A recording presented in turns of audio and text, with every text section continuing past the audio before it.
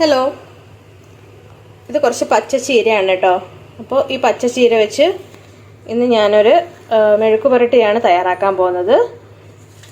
വളരെ ഹെൽത്തി ആയിട്ടുള്ളൊരു വിഭവമാണ് പച്ച ചീര എന്ന് പറയുന്നത്. അപ്പോൾ ഇതിനെ നമുക്ക് കഴുകി വൃത്തിയാക്കി വെച്ചിട്ടുണ്ട് ഞാൻ. അപ്പോൾ കഴുകി വൃത്തിയാക്കിയ ചീര നമുക്ക് ചെറുതായിട്ട് അരിഞ്ഞെടുക്കാം. അപ്പോൾ ചെറുതായിട്ട് അരിഞ്ഞെടുത്തിട്ടുണ്ട്.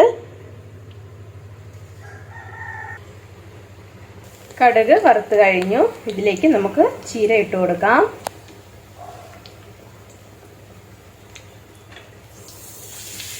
ചീര ഇട്ട് കൊടുത്തു. ശേഷം ആവി കയറുന്നത് വരെ ഒന്ന് ചെറിയ തീയിൽ അടച്ചു വെച്ച് വേവിക്കാം. ആവി കയറിയിട്ടുണ്ട്. ഇതിലേക്ക് ഉപ്പും മഞ്ഞൾപ്പൊടിയും ചേർത്ത് കൊടുക്കണം. മഞ്ഞൾപ്പൊടി ചേർത്ത് കൊടുത്തു.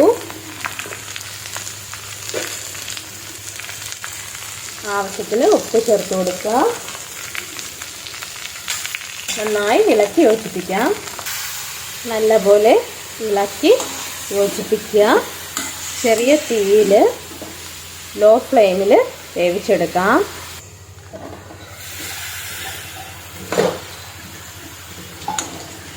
ഇടയ്ക്ക് ഒന്ന് തുറന്ന് നോക്കി വീണ്ടും ഇളക്കി യോജിപ്പിച്ച് അടച്ചു വെച്ച് വേവിക്കുക.